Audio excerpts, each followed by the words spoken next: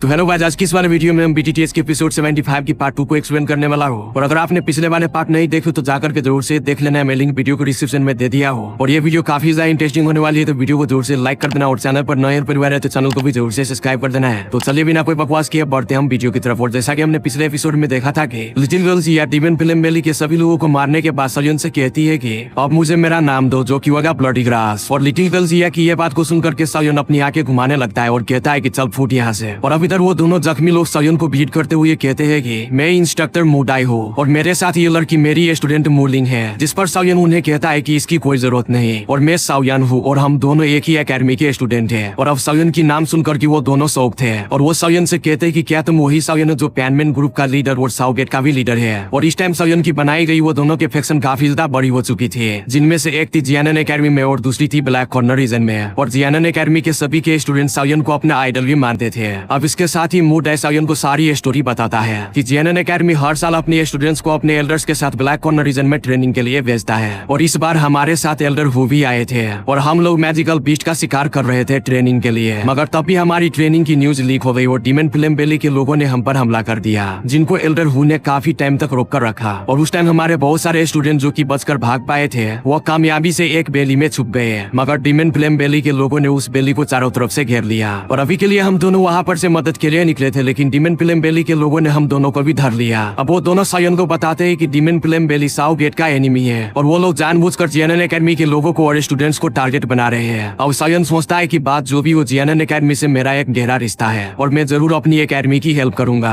अब सयन उन दोनों से एल्डर हु के बारे में पूछता है, जिस पर सयन को पता चलता है कि एल्डर हु और कोई नहीं बल्कि हु हाउ है, जो सुनकर के सयन काफी ज्यादा शौक हो जाता है कि उनका दोस्त मुसीबत में है। और फिर यहाँ पर से सीन शिफ्ट होता है, हम देखते हैं उस जगह को जहाँ पर वो यू हाउ और उसके साथ बहुत सारे स्टूडेंट को एक जगह पर हर तरफ से घेर लिया गया था। और वही हम हुआओ को देखते हैं जो अपनी हाथ में ब्लडी स्वॉर्ड को लिए मुकाबले के लिए तैयार खड़ा था। और वो सभी के स्टूडेंट से कहते हैं कि परेशान ना हो, मोडाई और मोलिंग जियानन एकेडमी से जल्दी से हेल्प लेकर आते ही होंगे। अब हुआओ की ये बात को सुनकर के एक प्यारी सी लड़की बोलती है कि डिमन फिल्म बेली के हरामी के लोग में बस यहाँ पर से एक बार निकल जाओ, तो फिर मैं अपने कजन साउली को इस डिमन फिल्म बेली के खिस्सा खत्म करने के लिए कह दूंगी। और ये लड़की और कोई नहीं बल्कि साउयन की कजन साउ थी, जो कि अब वो जियानन एकेडमी के एक इंस्ट्रक्टर थी। मगर अब इसके साथ ही वहाँ पर डिमन फिल्म बेली के दो एल्डर्स आ जाते हैं जो कि दोवांग क्लास के एक्सपर्ट्स थे। और हुआओ अपने सामने दो एक्सपर्ट्स को देख करके घबरा गया था, क्योंकि वो जियानन एकेडमी से अभी के लिए वो अकेला ही दोवांग क्लास का एक्सपर्ट था। और इधर दोनों दोवांग क्लास का एक्सपर्ट हुआओ को सरेंडर करने का कहता है, मगर हुआओ उनकी कोई बात नहीं सुनता।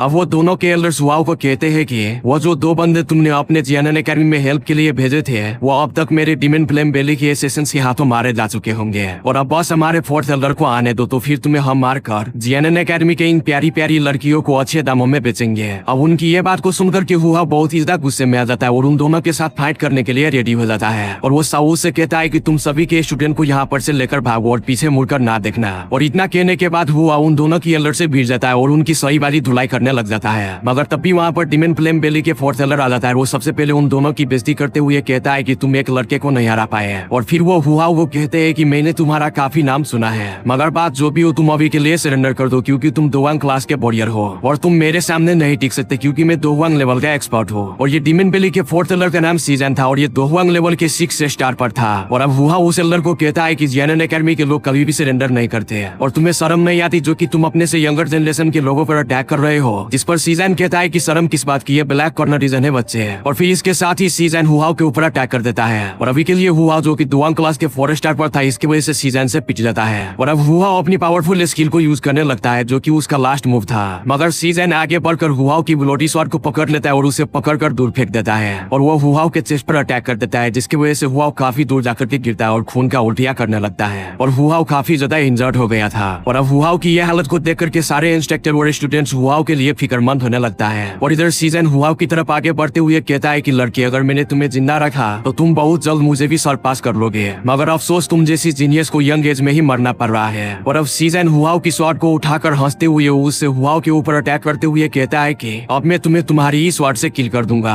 और इधर हुआओ भी अपने आंखें को बंद करके अपनी मौत का इंतजार करने लगता है। अब ये देख करके सभी के स्टूडेंट चीख उठते हैं। और अब उससे पहले वो स्वॉर्ड हुआओ का शॉर्ट काटती वहाँ पर साउयन ने पेयर होकर अपनी हैवी रूलर स्वॉर्ड से उसको रोक लेता है। और इधर साउयन को वहाँ पर देख करके हुआ बहुत ही ज्यादा खुश था। और अब साउयन के नाम सुनकर जियानन एकेडमी के काफी सारे स्टूडेंट जो कि साउयन को जानते थे, उनके चेहरे पर खुशी की लहर दौड़ जाती है। और इधर साउयन के कजन साओ भी साउजन को देख करके बहुत ही ज्यादा खुश थी। और इधर लिटिल गर्ल जी या हुहाओ को तंग करते हुए कहती है कि आलसी कहीं के मैंने एक्सपेक्ट नहीं किया था कि जब मैं तुमसे मिलूंगी तो तुम्हारी ये हालत होगी। और इधर कुछ स्टूडेंट साउबू से पूछते हैं कि ये कौन है, जिस पर साउबू बड़े खुशी से कहती है कि ये मेरा कजन साउयन है और यही पैनगेट फैक्शन का लीडर भी है। अब ये सुनकर के सभी के लोग बहुत ही ज्यादा खुश होकर साउयन को देखने लगते हैं, जैसे कि साउयन उन लोगों को ट्रॉफी बांटने आया हो। अब साउयन हुहाओ और साउबू से पूछता है कि क्या तुम ठीक हो। अब साउयन की ये बात को सुनकर के साउबू बहुत ही ज्यादा अपसेट होकर रोने वाली हो जाती है और वह कहती है कि साउयन इन लोगों को किसी भी हालत में ना छोड़ना, क्योंकि इन लोगों की वजह से आज हमारे 3 स्टूडेंट मारे गए हैं। अब ये सुनकर के साउयन कहता है कि रिलैक्स हो जाओ, मैं इनमें से किसी को भी नहीं जाने दूंगा। और फिर साउयन हुहाओ को कुछ मेडिसिनल पिल देता है जिससे वो जल्दी से रिकवर हो पाए। अब साउयन उससे कहता है कि इन सबको अब मुझ पर छोड़ दो। और अब साउयन आगे बढ़कर सीजन के ऊपर अटैक कर देता है और उसको मार मार कर कुत्ते वाली हालत कर देता है। और साउयन सीजन को इस तरीके से मारते हुए देख करके डीमन फ्लेम वैली के सभी के लोग पूरी तरीके से डर जाता है। और इधर जियानन एकेडमी के स्टूडेंट्स भी ये देख करके पूरी तरीके से हैरान थे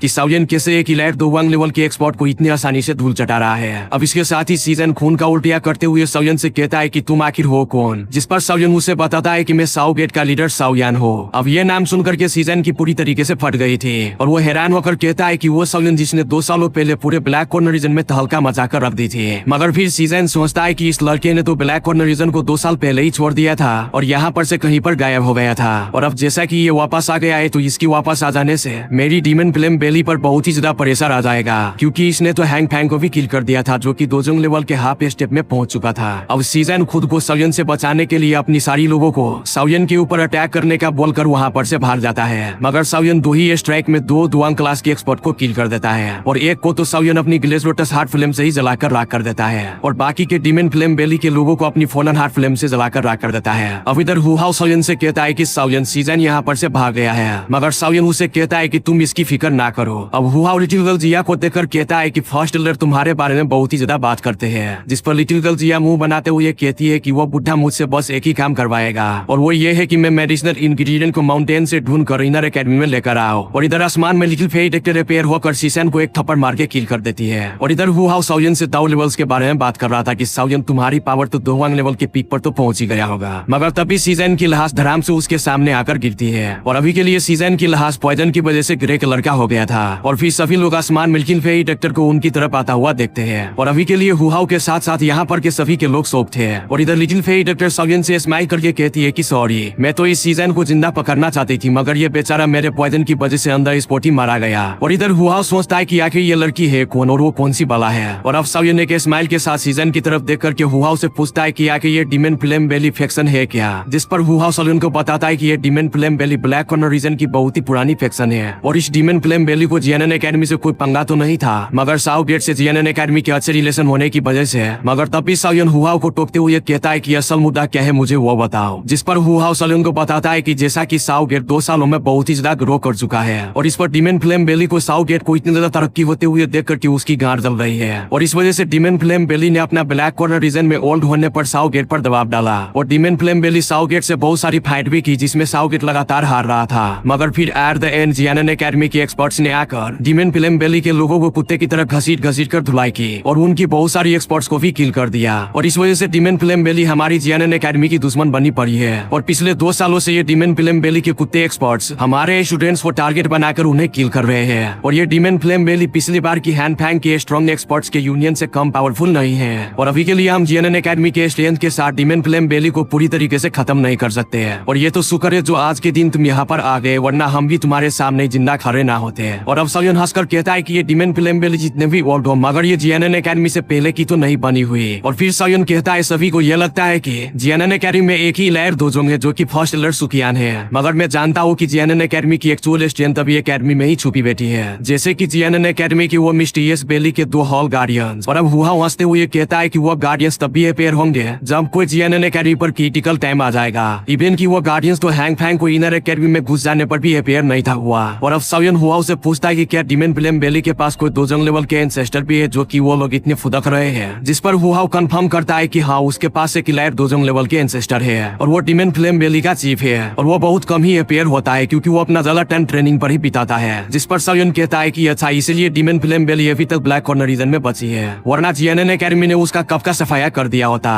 और अब साउयन सोचता है कि ब्लैक कॉर्नर रीजन में तो बहुत सारी टाइगर्स है जो कि खुद को छुपा कर रखते हैं। मैं तो समझता था कि यहाँ की strongest lock boss golden and silver brothers ही है। और अब साउयन कहता है कि यार मैं 2 सालों के लिए ब्लैक कॉर्नर रीजन से गायब क्या हुआ, ब्लैक कॉर्नर रीजन का तो हुलिया ही बदल दिया है। और अब इसके साथ ही साउयन की कजन साबू साउयन से कहती है कि मुझे नहीं लगता कि तुम यहाँ पर सियास पार्टी करने के लिए आए हो। जिस पर साउयन हंसते हुए कहता है कि हाँ मुझे फर्स्ट लेयर सुकियान से कुछ काम है। और तो और अभी तक तो blazing sky curie fanning tower की फॉरन हार्ट फिल्म भी तो खत्म हो चुकी होगी ना। जिस पर साबू गुस्से से साउयन से कहती है कि अगर फर्स्ट लेयर सुकियान डिमन फिल्म बेली के झंझटों में ना फंसे होते तो फर्स्ट लेयर सुकियान खुद तुम्हें जमा एम्पायर में जाकर कान से पकड़कर खींच के लाते हैं। और अब इस पर साउयन कुछ नहीं बोलते चुप हो जाता है। और अब साउयन हुआओ को बताता है कि मैं ब्लैक कॉर्नर रीजन में लार्ज स्केल ऑप्शन में जा रहा हूँ क्योंकि मुझे वहाँ पर से कुछ मेडिसिनल इंग्रेडिएंट चाहिए। और अब मैं फिर उस ऑप्शन हाउस को विजिट करके ही वापस एकेडमी में आऊंगा। और अब हुआओ ये सुन करके हैरान था और वो कहता है कि क्या तुम उस ब्लैक एम्पर सिटी में होने वाली ऑप्शन हाउस के बारे में बात कर रहे हो क्या? और अगर ऐसा है तो तुम वहाँ पर केयरफुल रहना क्योंकि वहाँ पर डिमन फिल्म बेली के लोगों ने भी पार्टिसिपेट किया है। जिस पर साउयन उसे कहता है कि तुम रिलैक्स हो जाओ और जाकर के पहले चैनल को सब्सक्राइब कर लो।